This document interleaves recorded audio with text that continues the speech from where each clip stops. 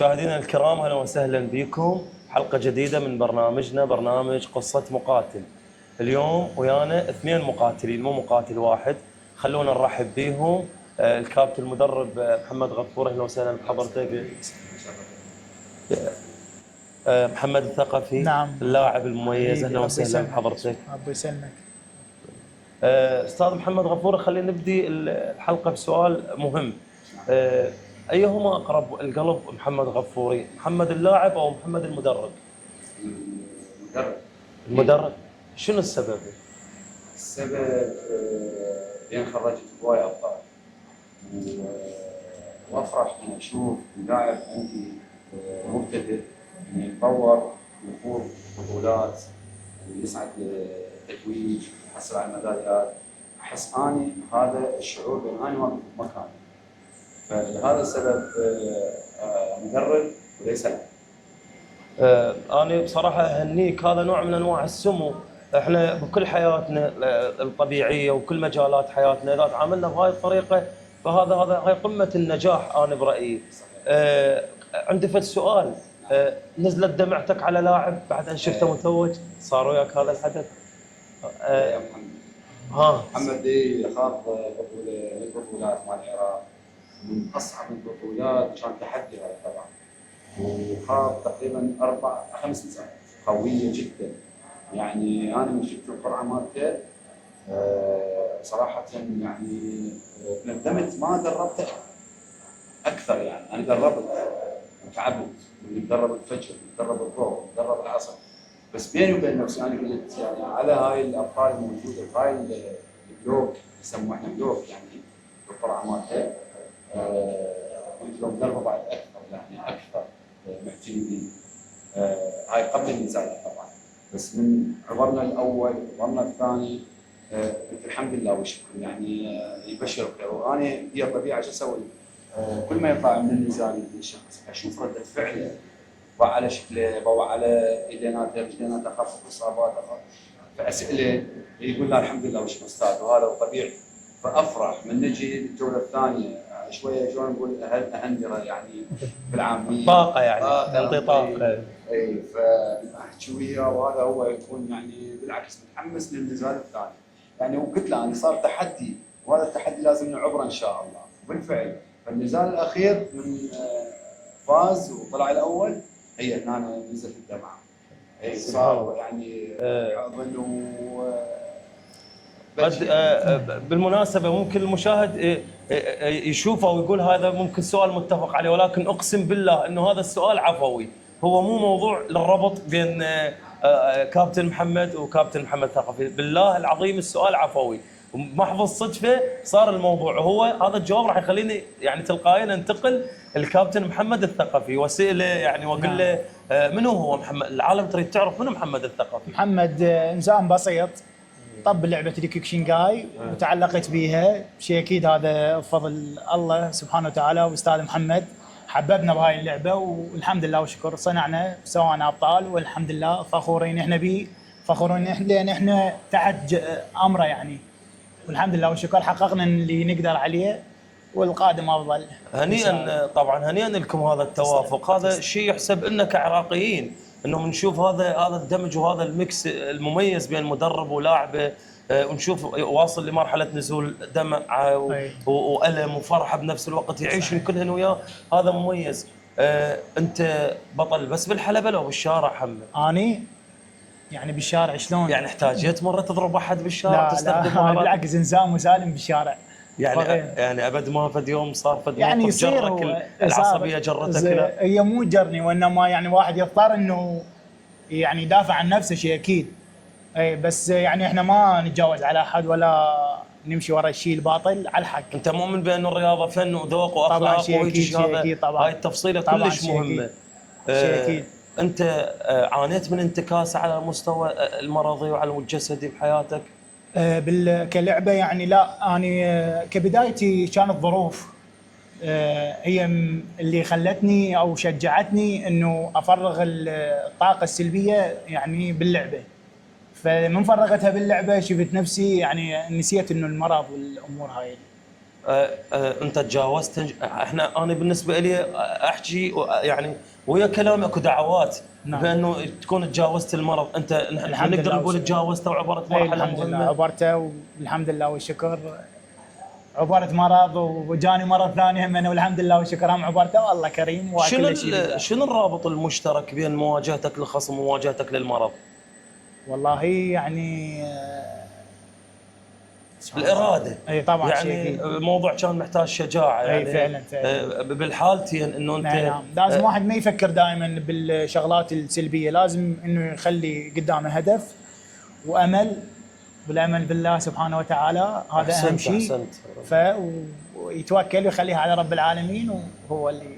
احسنت. خلينا نرجع للكابتن محمد غفور شويه واقول له يعني باعتبار احنا يعني حكينا عن موضوع مهم، موضوع مواجهه الصعوبات والامراض. انت مطالب بان تنصح لاعبيك بنصائح جوهريه يعني لازم يطبقوها. شنو اهم النصائح اللي تقدمها للاعبينك؟ والله صراحه يعني اللاعب من اجي اني اثناء التدريب نصائح يعتني بصحته من ناحيه النوم، التغذيه، الالتزام، الابتعاد عن المقاهي والكوفيات، هاي تاثر عليه على صحته، لان ما ممكن يكون بطل حقيقي اذا يكون هذا المجال، لازم يبتعد عنه. فكل ما يبتعد عنه هو صدق البطل الحقيقي. فهاي النصيحه دائما انا ارددها بين اللاعبين حتى ويا الاطفال، ازرع فيهم هذا الموضوع من خلال التغذيه، ابتعد عن الشيبس، الاندومي، المشروبات الغازيه، نام من وقت، ابتعد عن الموبايل. يبتدي الطفل هذا مثلا اذا يظل متشلف بالموبايل ياثر على نظره، ياثر على دماغه، ياثر على البنيه مالته، ما راح يتذكر الاكل مالته ويصبر على الاكل في سبيل منعه في اللعب.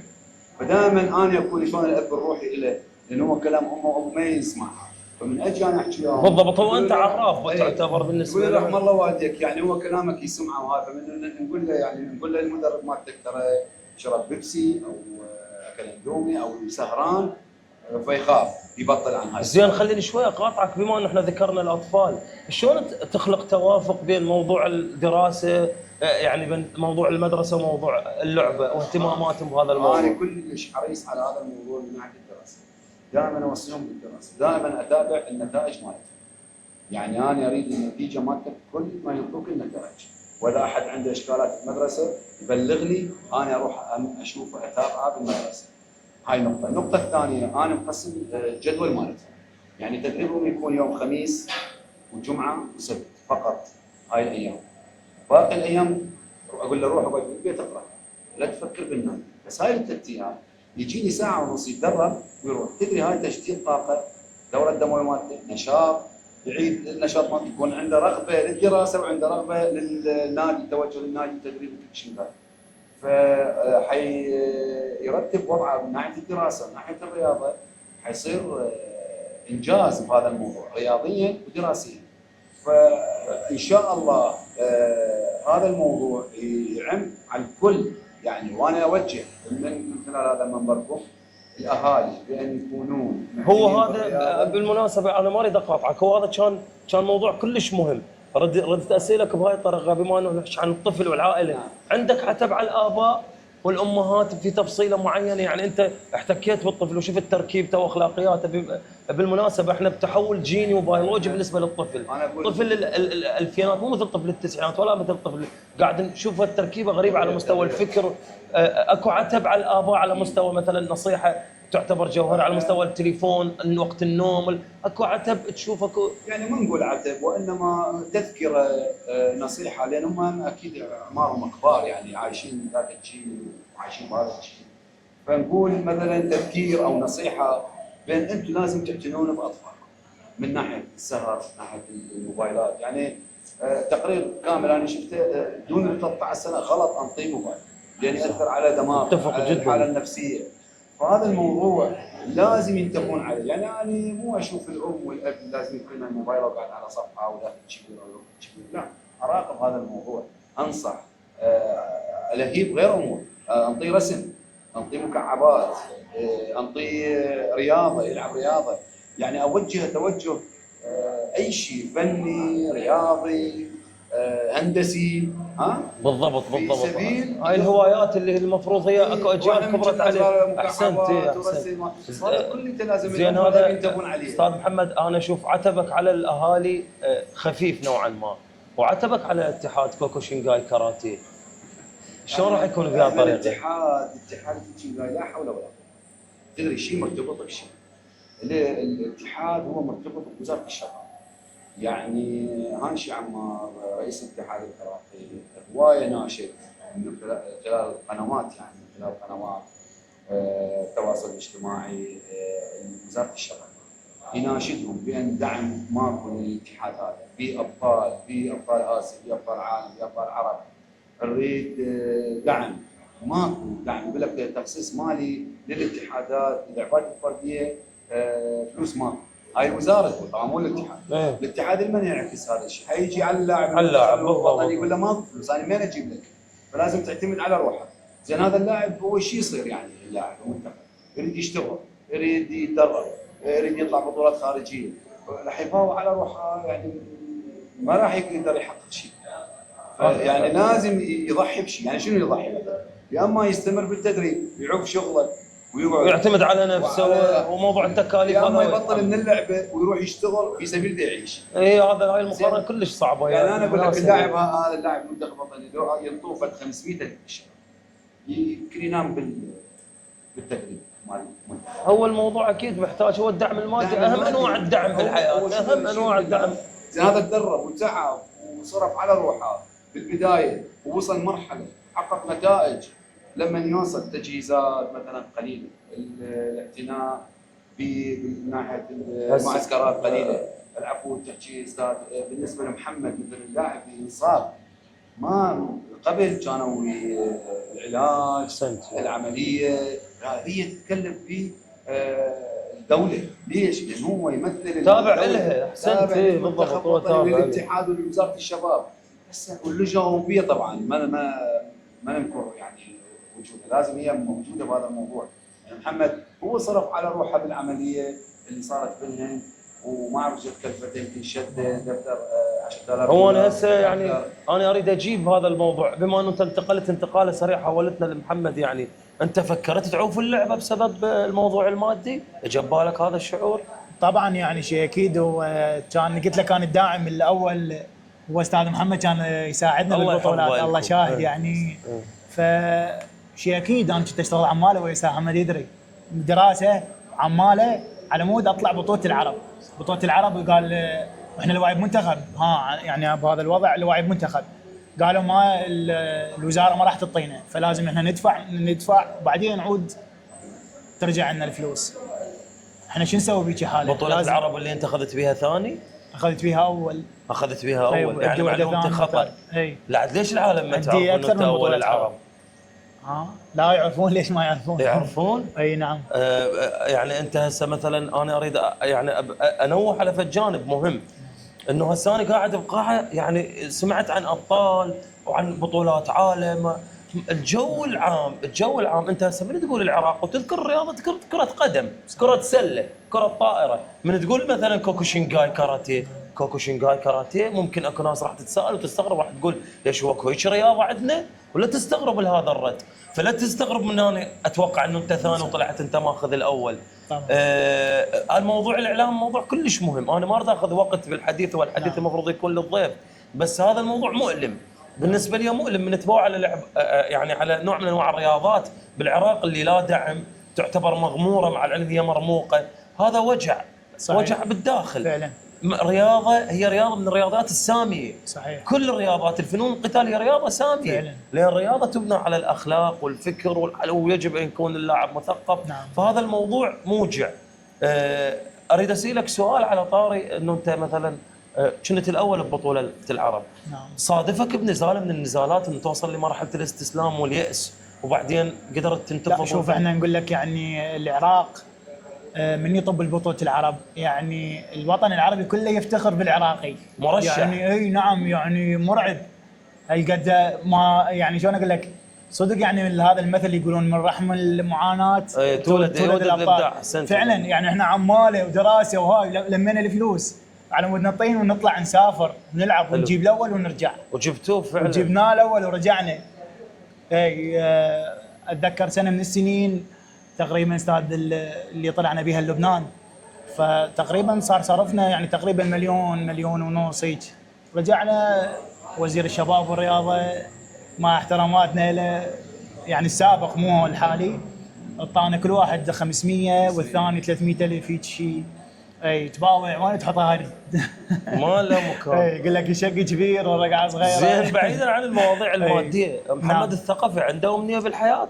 والله يعني شيء اكيد طبعا، انا عندي هدف بالحياه وانه ما يعني اوصل العالميه، وان شاء الله بوجود استاذ محمد والله كريم ان شاء الله. زين انت قبل لا اروح لاستاذ محمد، نعم. انت شنو يا لون حزامك ويا يعني دان؟ واحد دان. سولف لنا شويه عنه والله. أي. انت حزام الاسود هذا هو هذا اخر ليفل بالاحزمه لو؟ لا بالعكس، هاي شلون نقول اول بدايه بالحزام الاسود يعني بالرحله. نعم، ومن بعدها يعني خلينا ناخذ تجي التدرج الدرجات. من استاذ أي، محمد. أستاذ هذا استاذ محمد سولف لنا شوي عن موضوع الاحزمه وتنقلاتها يعني والوانها. الالوان مالتها طبعا اللاعب اول ما يشارك القاعات حزام ابيض، هذا مبتدئ. هذا مبتدئ مبتدئ. حزام ابيض، وبعدين ينتقل الى حزام البرتقالي فتره معينه من 45 الى شهرين الاساسيات تكون يتحول الى حزام برتقالي، وهكذا الحزام الازرق هم فترات فيها زمنيه، والحزام الاصفر، الحزام الاخضر، الحزام البني، ويبدي حزام اسود واحد دان، ويبدي 2 دان. هاي من 1 دان ل 2 دان كل سنتين، من 2 دان ل 3 دان 3 سنوات، وهكذا يعني شلون الترفيعات. بس لازم يخوض اختبارات. الاختبارات تتضمن مثلا الاعداد البدني والشيء الفني يعني من ناحيه القتال، وكيهون يسموه كيهون وكاته، هذا من ضمن المنهاج مال الاختبار حتى يترقى الى الحزام الى الدان الثاني. استاذ محمد، على طار التدرج اريد اسالك سؤال. يعني منو احمد امرلي اللي هو المفروض كنا نعرفه، اللي انا يعني من دخلت القاعات الرياضيه تبادر للذهن هذا الاسم؟ منو احمد امرلي؟ ممكن شوي تسولف لنا عنه؟ احمد امرلي عباره عن منو طفل وزن ثقيل، عباره عن تحميل بس بمواصفات حلوه وقويه. هذا شغل مدرب يعني ينتبه عليه، يعرف مواصفات اللاعب ليش يمتاز، ويبدي تشجيعه والتزامه وياه بالتدريب. فاحمد امرلي مواليد 2004 طبعا، لعب اول ما لعب بطوله الشباب حصل على مركز اول، بعدين تحول الى فئه اليافعين اللي هي من 18 سنه ل 21 سنه، حصل بطوله العراق اول ما شاء الله، فدخل بطوله العرب حصل بها اول، بطوله الخليج حصل بها اول، لعب طبعا بطوله الخليج مال المتقدمين ويافع، بس لعب فوق ال 21 الدراجه اخذهم كلهن الدرجه. الحمد لله والشكر. لعب بطوله اسيا اخذ اول، واخر بطوله اللي صارت بالسعوديه سنه 2026 25 العام، نهايه 25 اي بالسعوديه. الحمد لله والشكر حصل على مركز اول، كانت قراءته كل صعبه يعني، خاض 4 نزالات كلها ويا الاجانب طبعا، وطبعا لعب ويا لاعب بطل عالمي زين، وغلبه وفاز عليه باداء فني راقي جدا وطلع له العفو تحكي بس الاعلام هو انا بدي اسالك هذا السؤال. انا غريبه من تقول بطل عالم. تعرف يعني شنو بطل عالم؟ يعني بطل كره ارضيه، يعني بطل على محيط اقليمي، بطل على 12 13 مليار نسمه وشخص. من تقول هيك بطل، يعني المفروض شنو هذا؟ حصته من التكريم، حصته من الاعلام. يعني انت عندك فكره؟ انا متاكد احمد امرلي دا يمشي بالشارع ما حد يعرفه هسه، يعني ضمن بس من تقول بطل عالم من تربط الموضوع، يعني موضوع معرفه احمد بالشارع ولقبه كبطوله عالم. الموضوع خطر جدا. بطوله عالم سببها هو سبب وزاره الشباب. المفروض يجي ابطال الوزاره كبرت اخصص لي الاعلام للعبات كلها، فئه الطوبه، فئه اللعبات القتاليه، فئه مثلا المصارعه، الملاكمه، هاي اللعبات الفرديه اخصص لها اعلاميا هذا الموضوع. فشوف انت مثلا لعبه البوكشينجاي بيها ابطال، الاعلام يتحرك عليها، القنوات بس اول ما يسمعون اكو بطوله وهذا الموضوع حصل اللاعب على بطوله عالم او اسيا ياخذون وياه لقاء فترته، طبعا فترته وراها تنسي، صحيح. بعد ينسي اللاعب، يعني ماكو مثلا متابعه. زين هذا اللاعب هو حصل بهاي السنه بطوله العالم، تدري انا هسه جهزهم هو من ضمنهم احمد الى بطوله اسيا اللي حتصير بكازاخستان، وبعدين بطوله العالم السادسه اللي حتصير باسبانيا الشهر الثاني. انا المفروض كوزاره او كاتحاد يعني اظل اتابع هذول الابطال اعلاميا وانشر لهم حتى العالم اللي هناك يوصلها. تدري يعني التواصل الاجتماعي قريه صغيره صح؟ اي بالضبط، احسنت احسنت صح. احنا من ننشر هذا اكيد متابعينهم ويشوفون الابطال مالتنا. من يكون ثقفي ينشروا له احمد نامرلي، فهد، اي بطل يعني بالاتحاد العراقي شنغاي او اي لعبه، كل العالم يتحذرون منه ويحسبون الف حساب. مثل ما قال كابتن محمد عن العراقي فيه ميزه العناد باللعب، وهي اللعبه تريد عناد، هاي اللعبه بالتحديد هاي اللعبه تريد يتاذى وتحس فيه هو يتاذى وعنده صارت الاصابه وهذا مستمر يقاوم ويلعب ويظل يلعب لحد ما تخلص الجوله ويفوز. فهاي الميزه العراقي بالبطولات الخارجيه بس يسموه غيره. استاذ محمد الاخطر من هذا انه اكو بنيه هم عندنا هم بطله عالم.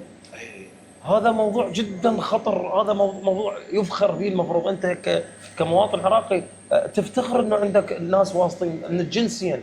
يعني احنا تعرف المجتمع شويه مغلق نوعا ما ذكوري، صعب تحرر البنيه وصعب ممكن تاخذ مساحتها، بس من تسمع بنيه حصلت على لقب بطله عالم هذا هي اول بس سبحان الله التحكيم كان بصالح ذيك البلغاريه.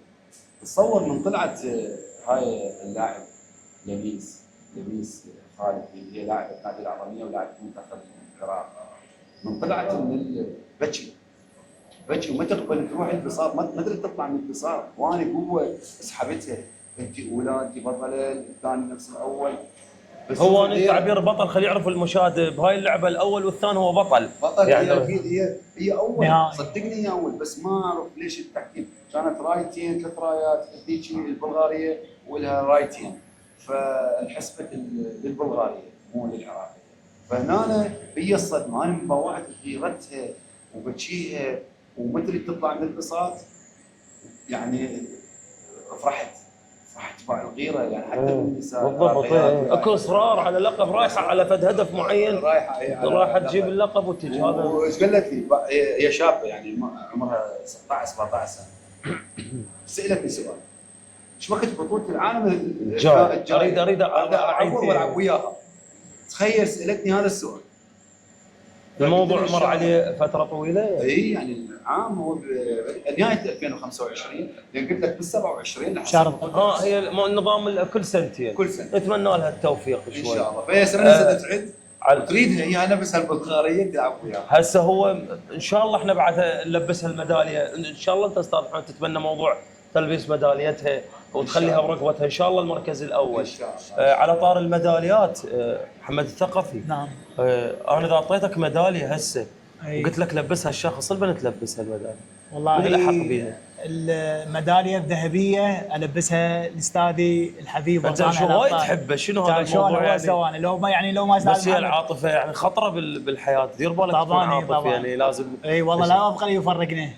اي والله مو قصدي التفرقه ترى، بس قصدي يعني انه انت عندك ميول عاطفيه باتجاه مخيفه. استاذ محمد يعني هو اللي سوانا وهو اللي دربنا وتعب علينا، فقلت لك استاذ محمد يعني ان شاء الله سبب اني هو الفضل كله يعود لله سبحانه وتعالى. اكيد اولا اكيد هذه سبب، وهو ما شاء الله عليه بطل باخلاقه، بطل هو سابق للامانه، سابق شخص سابق. والحمد لله احنا نقول محمد ثقفي نوعا ما شوي الاعلام يعني اكو ظهور اعلامي، يعني مثلا الرجل عنده مقاطع على يوتيوب من تحكي ويا المتخصصين يعرفونه. انا هم مره كنت احكي يعني واحد من المدربين من قلت له اذا ردت تميز لاشخاص ذكره، هذا امانه هاي تنقل وتذكر. قال لي عندنا محمد ثقفي شاب محترم يعرف مكامن وزوايا اللعبه ويعرف شلون. فهو نوعا ما شوي نقول يعني الحمد لله هاي نعمه من النعم. بس هي الرياضه بصوره عامه هي يعني مجهوله اعلاميا. للفرديات بس، للفرديات اللعبات الفرديه مجهوله. يعني ما يعني ليس تمويل ذاتي، الشخص هو يصرف عليه. يعني انت تحب الرياضه يعني تقول اذا الدوله ماذا تصرف؟ يعني تقول انا شو اصرف؟ العب رياضه. هذا بالنسبه لي. عسى ولعل ان شاء الله شخص ينتبه على الشباب والطاقات هاي الحلوه، والله لو يحسون بالتدريب مالتهم القوي، ويحسون بالنزالات مالتهم، ويحسون ببطولاتهم الخارجيه واللي يحققون العمل العراقي رايه الله اكبر هناك. يعني والله من يرتفع العلم يتضوع جدك يعني هيك. بعد وهذا الشعور شعور العالم العراقي، وهذا طموح الكل، كل واحد من مكانه. ترجع تصور بالمطار ما حد ما يستقبلك ولا حد يقول لك فال، وهاي فال بس تتمم العالم اللي جاي وياك واللي يشوفك بالشارع مبروك مبروك. ما يخالف، احنا نحتاج هاي الكلمه والتشجيع المعنوي، بس كذلك المادي مو كل اللاعبين يقدر يصرف على روحه. هو هذا الوجع يعني انا للامانه هذا الوجع هذا يألمني. احنا يعني مو من الناس اللي تناشد، انا مطلقا ضد موضوع المناشدات. انا اعتبره نوع من انواع الاذلال. صحيح. اكو تعبير جميل لعلي بن ابي طالب عليه السلام، عنده تعبير كلش جميل. من اجى احد يعني يطلب من عنده فالطلب قال له قوم واطلب الطلب بكامل قوتك وبكامل هيبتك حتى لا ارى فيك ذل السائل وطمع المسؤول.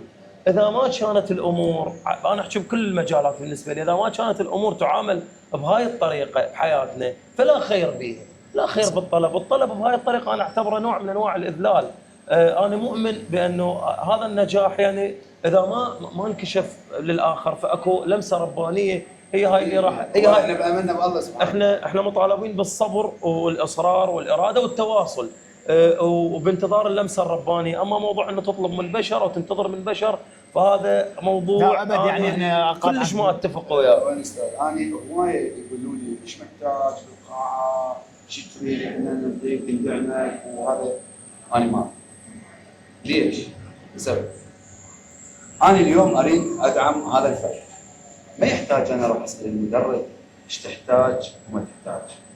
صح ولا لا؟ انا اجي للقاعه المفروض ازورك اسلم عليك، حيباوع على الوضعيه، حيباوع على هذا، هو من حاله زين راح يتبرع ببساط، يتبرع بكيس، يتبرع بمبرده، اي شيء. يعني هذا المدرب واللاعبين حيشوفوا فشيء حلو من هذا الشخص المتبرع.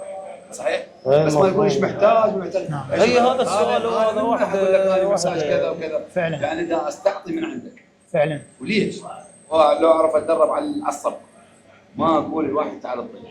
هوايه قدمت لي عروض من خلال الانتخابات الشغلات هذا، انا ابد نعطيك بس هيك انتخابات انا ابد. خلي يكون عند الانسان هسه المبدا، قله اكو عندهم مبادئ وهذا. يعني انا الحمد لله وشكرا عندي وهذا المبدا فالشيء يعني ما اطلب من احد، هو اللي يريد ينطي واللي يريد يدعم واللي يريد ينجح الشباب هو يجي. هاي الابواب مفتوحه بدون طلب، بدون طلب. الموضوع انت تجي موضوع مقصوم معروف وتقول هذا هو مال ايش محتاجين تعالوا لي، وهذا وقاعد ورا مكتب ونجي نقعد يمك هذا مو منطق. هذا عقلنا حلوه كابطال كمدربين، او هو كبطل يروح قاعد والله يعني مع احتراماتي للابطال. يعني شلون انا حسيت دليل شلون تفضل ما حلو يجي شيء. ترى اللي يدعم مو بهالطريقه هذه، يدعم مباشر يعني ينطي. انتهى الموضوع. جدا يعني جدا واضح الموضوع. عسى ان يكون الصوت واصل صحيح. الى السماء مو للارض، لان من هم في الارض لا خير فيهم. نواقف فاصل ونرجع نكمل حوارنا الشيق.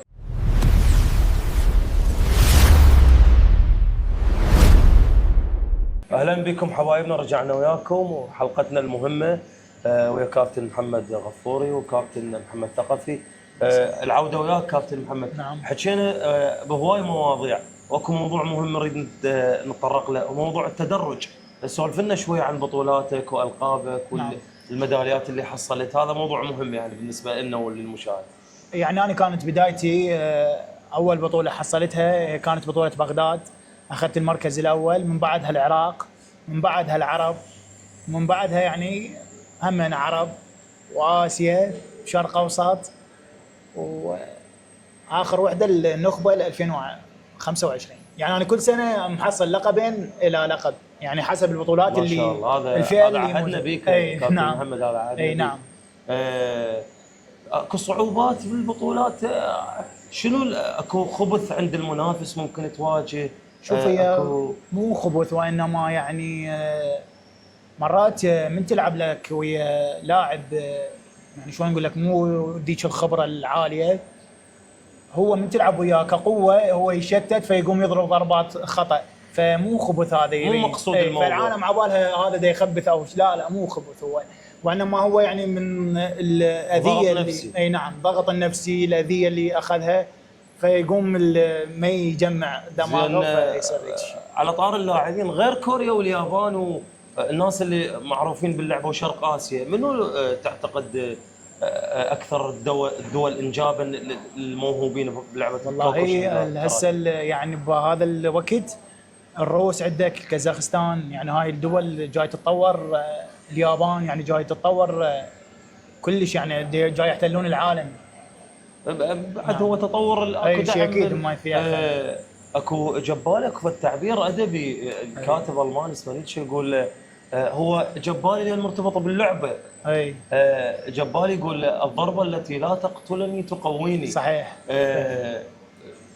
عندك فد حدث مريت وصلت مرحله من اليأس والنهايه ضربه اذتك بس رجعت وقفت على حيلك؟ شوف هي اللعبه ما اجتني يعني هيك ضربات انه اذتني، لكن عانيت قلت لك اخر فتره بالحياه. اي نعم بالحياه.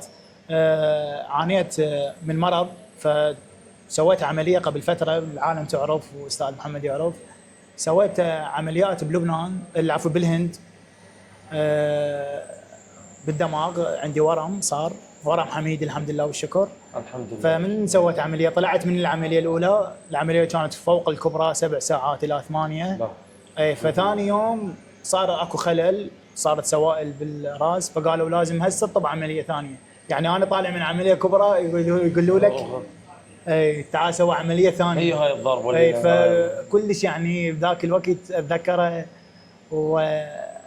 فخالي وياي كان الله يحفظه ابو مقتدى الزهيري، الله يحفظه، فقال لي طبيت لي العمليه انا بالسريه، قال لي خالو ندعي. اي قلت له اي خالو، انا كل شيء ناسي فاقد الاحرف اصلا، ما فاقد الاحرف، يعني اعرف بس خالي، هذا خالي، يعني والدتي ناسيه كل شيء ناسي. نعم لا يعني انطق، اقدر احكي، اقدر اقوم، بس لان هي تعرف بالدماغ. ف قال لي ادعي. اي ما وعيت ايش ادعي، كل شيء ناسي. اي يعني الفاتحه، سوره الفاتحه ما اتذكرها. فقلت له يا الهي اذا هاي اخر شيء بعد فاخذني اذا راضي علي. قلت له اللهم اني وكلت امري اليك، فتوكلت على العمليه الحمد لله وشكر. نميت، خلصت العمليه، قعدت قلت الحمد لله وشكر، رجعت. رجعت انسان ثاني اقوى من نعم طبعا شيء الحمد لله وشكر. الحمد لله على سلامتك اولا، وان شاء الله تكون هاي اخر الالام واخر الاحزان واخر ان شاء الله القادم كله باتجاه صحيح وسعيد. خلينا نرجع لمحمد غفوري، هذا الانسان الملم رياضيا واجتماعيا. اليابانيين اهل اللعبه قالوا حكمه حلوه بخصوص اللعبه، قالوا اذا وقعت 7 مرات قوم 8، اذا سقطت 7 مرات فانهض 8. انت كم مره سقطت بحياتك صار؟ يعني هوايه يعني، بس انا اكتم يعني ما احكي، احب اشتغل. يعني العمل مالتي هو اللي يبين النجاح، وهم نفس الحاله انتكس، ومن اقرب الناس لي وانتكس.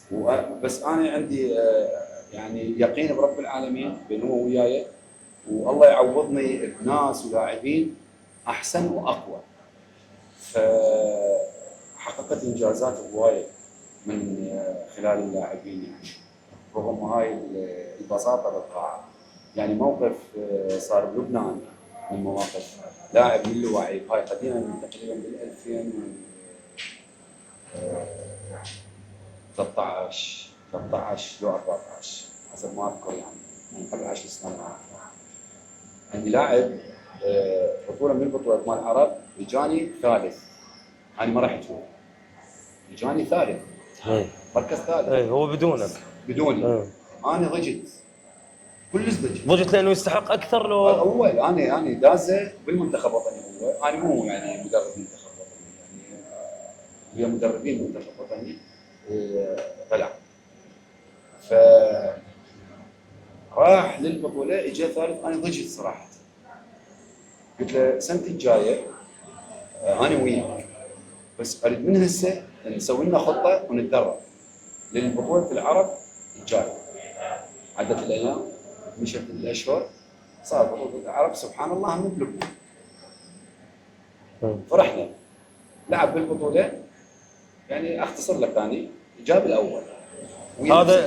هذا اللي ردته انت. اي انا اللي ردته، ويا نفس اللاعب اللي يا سبحان الله، شوف هاي الصدفه. والله العظيم اجى والده للاعب وهو اللاعب علي وعلى اللاعب نوار اللي كان عندي هنا.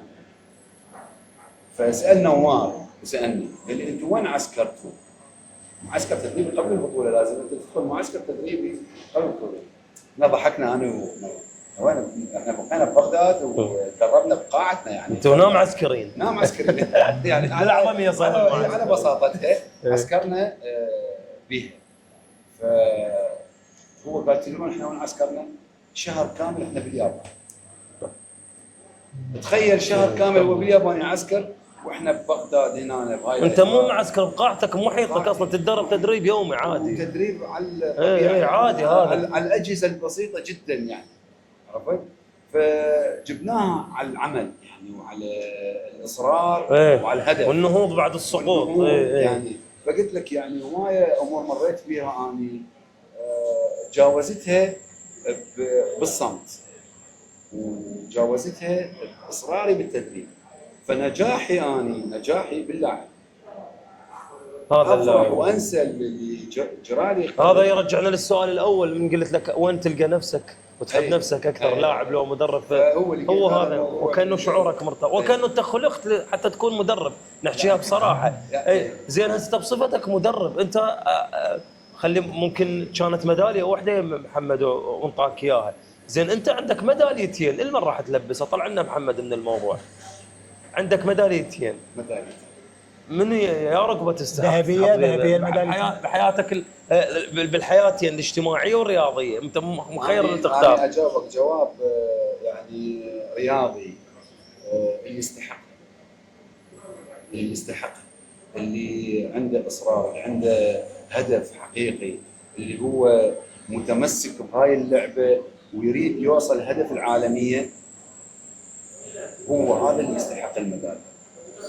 مو أنا مثلا أقول لابني لا، أنا ابني إذا ما يتدرب ويتعب ويجتهد بالتدريب ويجتهد بالبطولات مالته ما يستحق.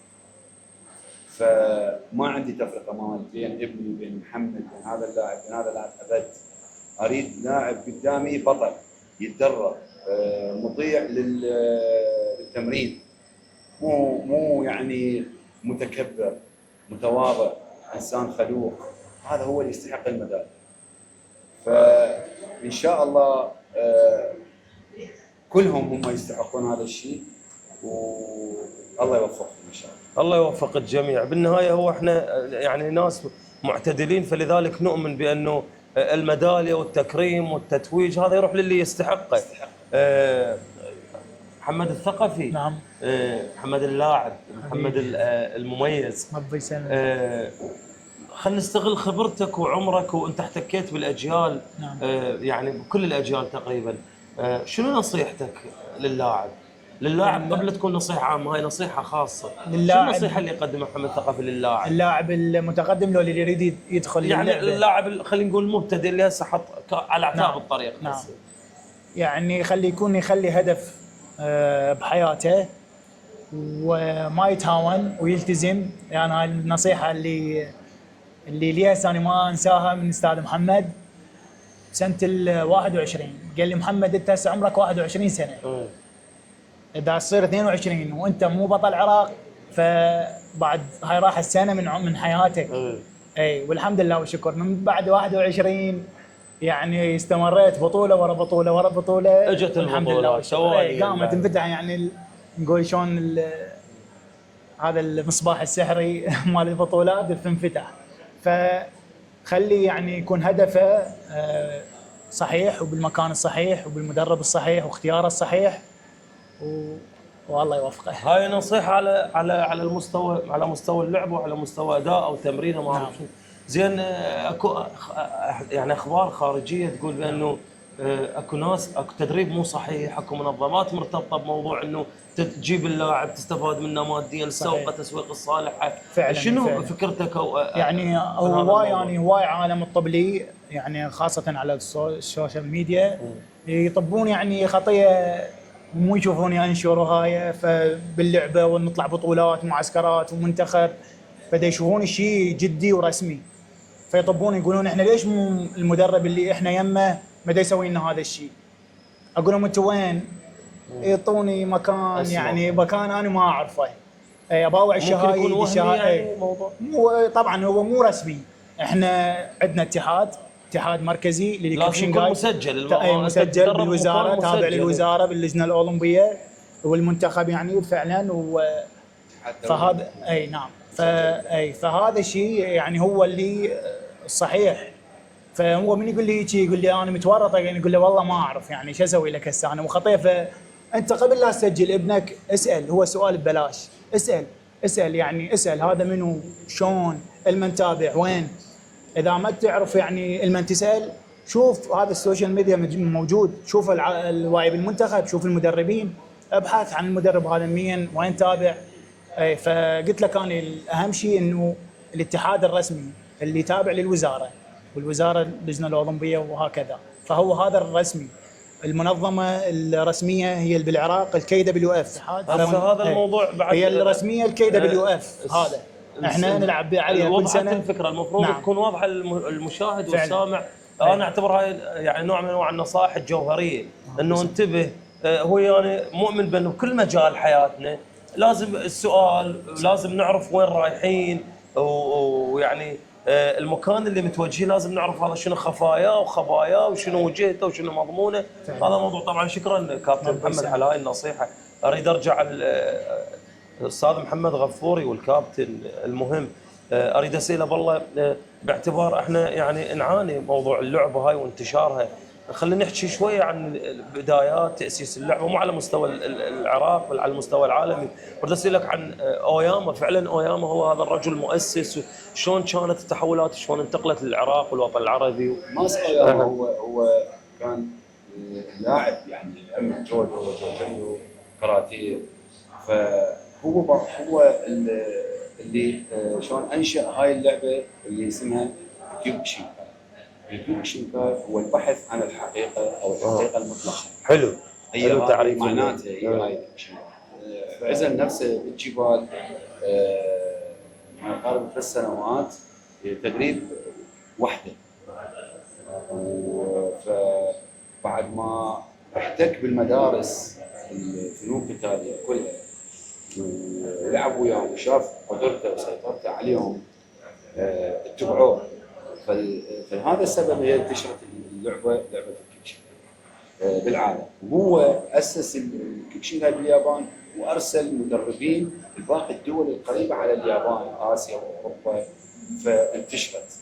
احنا وصول لنا انا اريد اعرف وصول الوطن العربي والعراق شلون. الوطن احنا جتنا يعني تقريبا يعني هي بالثمانينات حديثه العهد اللعبه تعتبر يعني مو يعني صار لها بعد 40 45 سنه جتي للعراق ورسميا يعني احكي لك رسميا احتماليه السبعينات موجوده بس ما معترف فيها. دخلت الاتحاد الدولي ورسميا العفو اتحاد العراق سجلت 85 هيك شيء عن طريق مدربين لبنانيين وفلسطينيين كانوا هنا دربوا زين. انتشرت بالعراق ومنعت بالتسعينات، هي منعت بسبب العنف والقتال القوي، منعت. فبعد 2000 وبال 2000 اسسها هانشي عمار عدنان وهيب، واستمرت لحد يومنا هذا، والحمد لله والشكر. هانشي عمار حقق انجازات كثيره خارجيا بالبطولات عرب وعالم واسيا، وهذا شيء نفتخر به احنا طبعا وشرق اوسط. وهو دعم هاي اللعبه وتعب بها وتعب بتاسيسها طبعا، واكو جنود مخفيين معاه ووصلوا لهاي المرحله. الابطال محمد واللي قبله واللي بعده حيصيرون، هو الفضل يعود لله سبحانه وتعالى، ثم الهانشي عمار بهاي التطور. لان ما الواحد ينكر هذا الشيء ما يجوز. لا هذا بعد حقيقه، انت تخلي المكان التفاصيل بقالبها مثل ما من لا تقول. يشكر الناس لما احسنت، من لم يشكر المخلوق لا يشكر الخالق. بالضبط، كلش اتفق وياك انا بهذا الموضوع. وهو هانشي عمار له فد بصمه قويه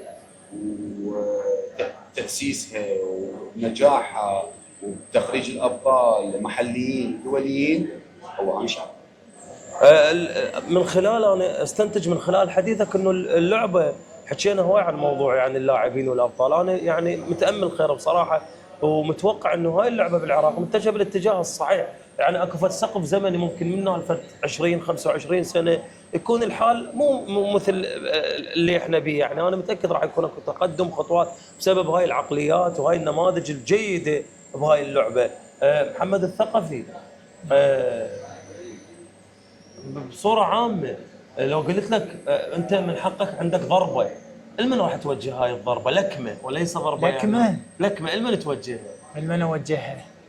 يعني لكمه نزال شنو يعني؟ ممكن يعني انت لكمه في الحياه العامه، ممكن للقدر، ممكن لشخص سيء، ممكن تكون لكمه. كان نعم لكمه للظروف حتى نتخلص من عندها ونستمر بحياه جيده والحمد لله. انت صبور، انا مؤمن انه انت ايش ما راح تعاني. هي شويه يعني قلت لك انا وخاصه بالعراق شويه الظروف يعني اللي تاثر على اللاعب، فمت يعني شلون صار عرقله الطريقه، فهي هذا الشيء صعب على اللاعب، هو اكثر شيء هاي الامور اللي احنا مرينا بيها. انت مستقبلا تصير مدرب لو راح تبقى لاعب؟ والله هي بعد الله كريم، خلينا نحقق الهدف. يعني الفكره موجوده. والله هي الفكره موجوده بس الحين ماكو. الحين اي ماكو. ما اعرف والله، ما اعرف. يعني انا هسه بدي اشوف هو لازم نصير، لان هسه اكثر شيء بهذا خاصه بهسه هذا وقتنا جاي يطب شغلات وخاصه عن الرياضه وعن اللعبه مالتنا تصير مثل التجاره مع الاسف. يعني هذا الشيء يعني مع الاسف كلش جاي يستغلون الناس، ويعني شلون تصير تجاره ما تصير بمبادئ الرياضه ولا هالشيء، كل شيء ماكو يجي هو على هوسه. ف يعني من خلال منبركم يعني الناشد الاتحاد انه يسوي هو مسوي ذاك اليوم مسوي لجنه انه يحاسب هاي الامور، يحاسب على الشغلات المو رسميه، الاستغلال من هاي الامور. طبعا هسه حتى خفت المطالبات، الرجل بدل ما يطالب بماده ودعم ما ادري شنو، طالب ننتبه على الشغلات. يعني قلت لك يعني العالم الخطيه جاي تعاني. انا هذا اعتبره سمو. انتم مطبقين فعلا. اكو مقوله يعني واحد من الشعوب شرق اسيا يقولون كلما زادت قوه المقاتل كلما زاد حبه واحترامه للاخر. صحيح. انتم يعني انا بصراحه قاعد، هذا مو ترويج ولا تسويق لكم، انا قاعد اشوف انتم يعني فعلا تنطبق عليكم هاي المقوله. فعلا ناس محترمين، حتى باثركم، حتى بطريقه عتبكم انتم جيدين وايجابيين، حتى بطريقه العتب. الحوار جدا ممتع وجدا جيد. يعني لو لم نكن محكومين بوقت كنا ممكن نستمر وقت. قبل لا اشكرهم انا اطلب من عندهم يوجهون كلمه شكر، قد تكون للعائله، للاتحاد، للاعب، كلمه شكر لمن توجه استاذ محمد غفوري؟ اسمع، بالبدايه نشكركم انتم، نشكر حضوركم. شكرا. والتغطيه الاعلاميه هاي الجيده، نشكر قناتكم، ونشكر هانشي عمار بالدرجه الاولى، لان هو اتحادنا، هو الداعم الوحيد لهاي اللعبه. قدر المستطاع طبعا. نشكر هيئه الاداريه النادي الاعظميه الاستاذ محمد عبد الستار اللي هم داعم للاعبين بقدر المستطاع، وان شاء الله اللاعبين يحققون الانجاز، ونشكرهم على تواجدهم وحبهم هاي اللعبه، والله يوفقهم ان شاء الله ويحقق اهدافهم الله سبحانه وتعالى ان شاء الله، ونفرح بهم وهم يفرحون وهم يفرحون، وهذا انجاز. شكرا. احنا نشكر قناتكم ونشكر تعبكم اليوم، اليوم تعبتوا ويانا على الحر هذا والتعب. بالله انت تستحق. وشيء اكيد مثل ما قال الاستاذ محمد، نشكر الاتحاد وبقياده رئيس الاتحاد، ونشكر النادي، نادي الاعظميه الرياضي، مصنع الابطال.